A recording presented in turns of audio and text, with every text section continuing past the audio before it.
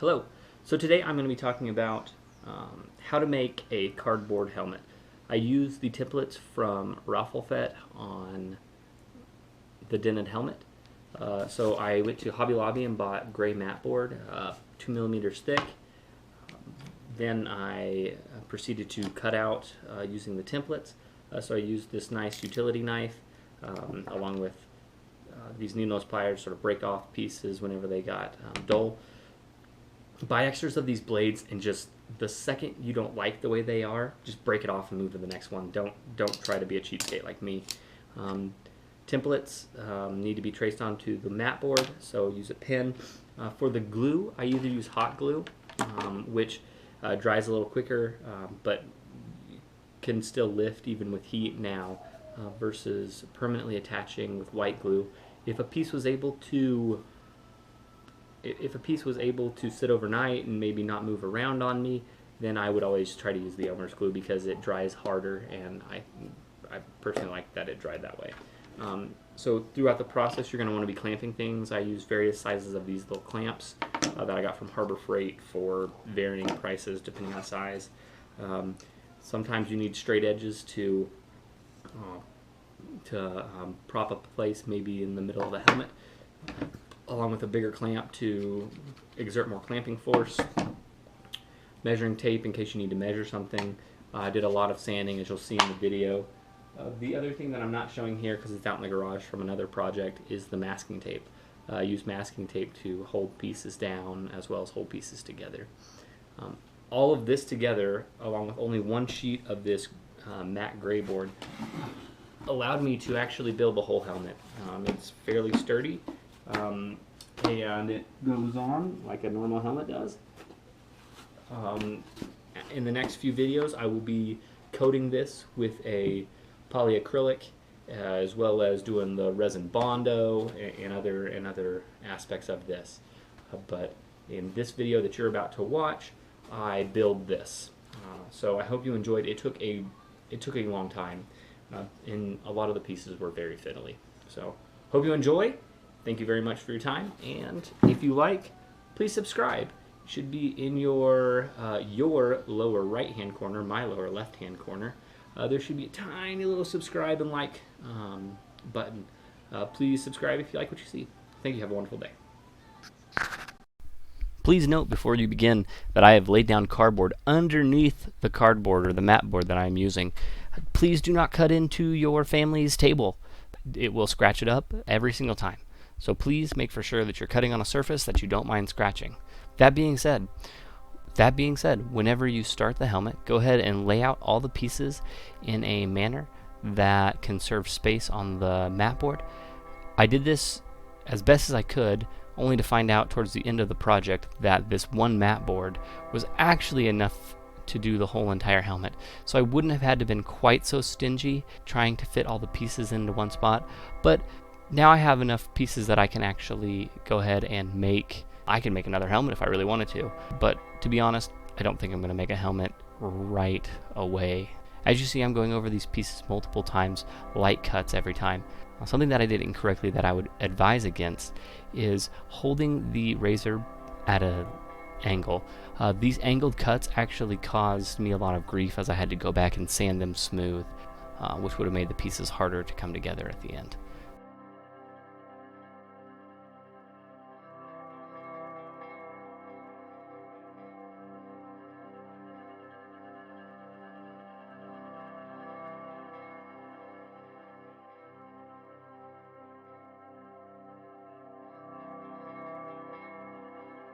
After I cut out the dome pieces, I go ahead and cut out the inner piece, the inner surface. This was a much easier cut than the dome. As well as then I cut the outer piece. Notice that I left the T-visor in place. The T-visor area, while might be nice to cut out now, I was afraid that I would lose rigidity in my pieces. So that was the first sort of full day of cutting that I got those pieces cut out. I came back the next day and started cutting out the cheek pieces. Again, curves are not always the easiest here. So just slow and steady, follow your line. Those first few lines are again, very light, so that way you can then trace them out. One thing that I didn't do a good job of here as well is actually throwing away the razor blades whenever they had gotten a little dull. Instead, I found myself trying to eke every last bit of life out of these blades.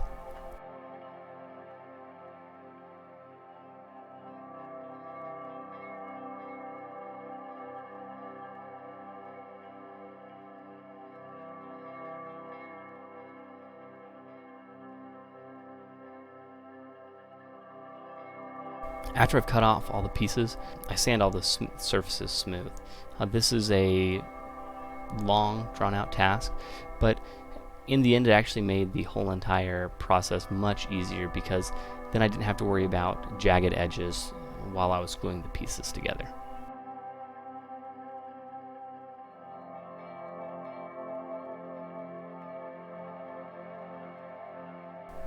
So after I got to sanding these pieces, I went ahead and held them up and took a look at them. As you can see, it looks very much like the Boba Fett front helmet, so that is a good day. I continued sanding the dome pieces to smooth out all the surfaces, so that way they would join together better whenever I made the dome. Once I got tired of doing that, and even on to the next day, I started making all the other pieces. So as you see here, I am cutting out the ear pieces. So these are the right inner ear pieces. They will have the rangefinder stock that go up and down inside them. After I've got all 4 of them done, one of them will only be 5 millimeters thick. I go ahead and lay them out for everyone to see.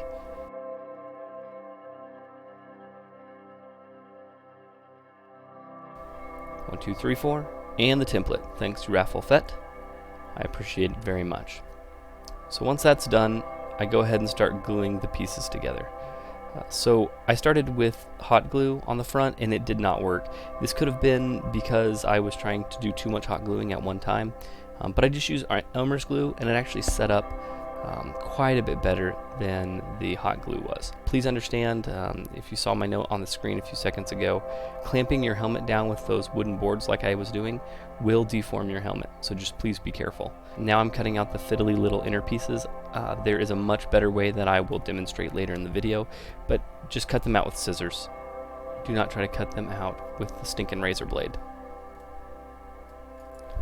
While I let the glue dry, I went ahead and started cutting out the ear pieces. I started with the right upper ear.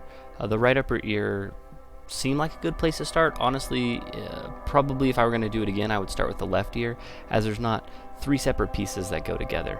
So, as always, lay out your templates, draw them down, and then cut them out.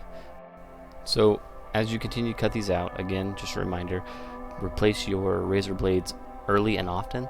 That will save you time in the long run. It'll also give you much cleaner cuts. As you see right now, I'm also again fiddling with the inner pieces, trying to get the little supports. Again, please use scissors if you're going to do it yourself. Cleaning up all the parts so that way they fit together nicely. I actually found after I got done that I had made this part just probably 2 or 3 millimeters too long on each side, so maybe 5 or 6 millimeters total, which really throws off the overall size. So check your sizes as you're going. That's something that I didn't do a very good job of, is making for sure that whenever I was laying these parts down that they were fitting really well on each other. Once you get all the inner support pieces glued down, you then glue the outer parts to each other, and then you're good to go. So I've let the helmet dry, all the different parts of it, so I can go ahead and start sanding and shaping the inner cheek pieces. I use hot glue as well as water. You can't see off the screen, but there is a cup of water that I am dipping my hand into to moisten the cardboard. Once the cheek is in place, I let it sit for a little bit and then go ahead and put in the inner and outer supports. One thing here that I wish I would have done differently, I wish I would not have cut out the inner support and outer support lower cheeks until I was ready to glue them in. This would have saved me time, as I would have used Boba Fett's template as a template, but I would have changed the piece to match my helmet exactly. That would have saved me time in the long run with the Bondo. As it stands, I had already committed. I had already cut out the pieces and started putting them in. I didn't think about it until afterwards.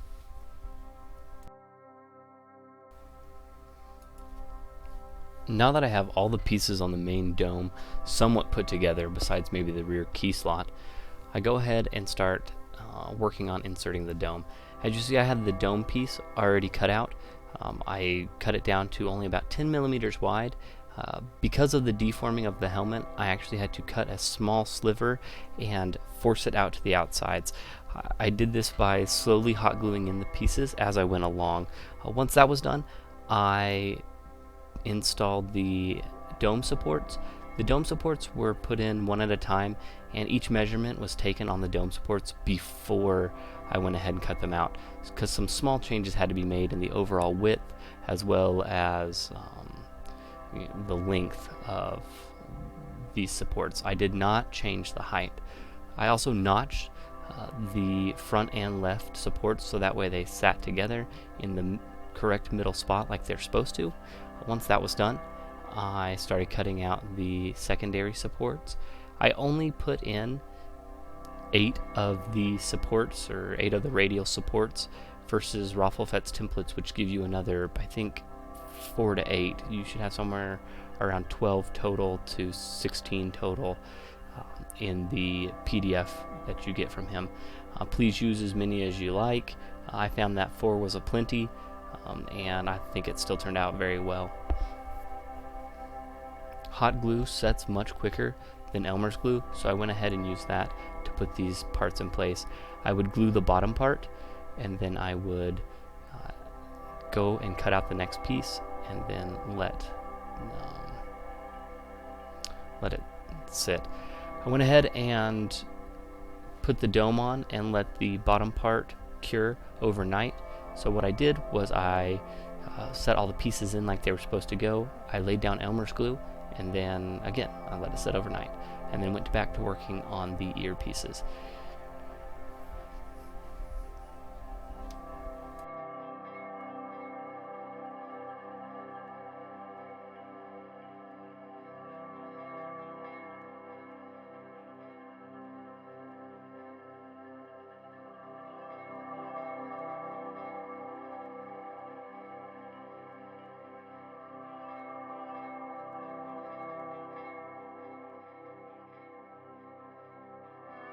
For the thinner pieces, I went ahead and cut the parts out of soda can cardboard.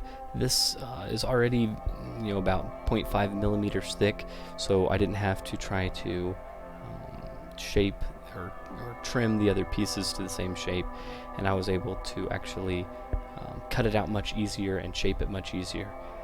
It was definitely worth doing, and I would suggest using the different types of cardboard for these pieces.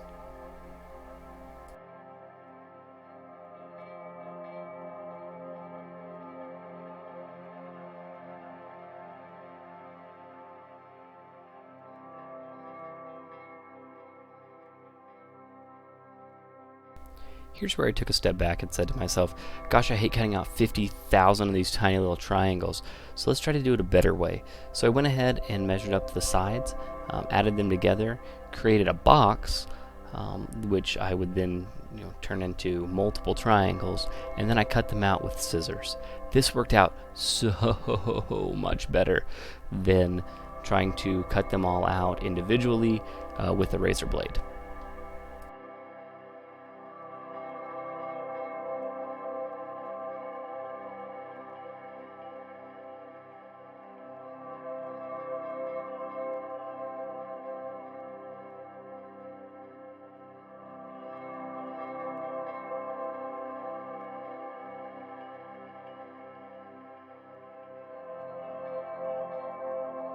Shaping the dome is a painful process. I didn't do myself any favors by not being more careful whenever I was cutting it. I also used a clamp along the top portion, which really sort of boogered up the middle part where they're all supposed to join. I had quite a few issues at the very top, which was just going to have to be filled with Bondo. There's no way around it. So I am not looking forward to fixing that mistake. As you saw at the beginning, I use a little bit of water to moisten and soften the dome pieces. So that way I can bend them into shape easier.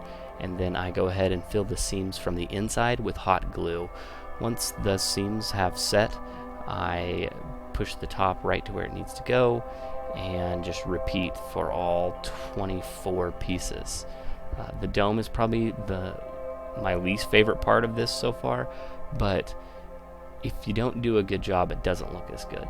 And I think people who have seen lots of different pictures of domes, you can tell the difference between the good ones and the bad ones. I think mine is going to be labeled as an okay dome, which I am fine with. Now my favorite shot of the whole entire video. Whoa. Wow.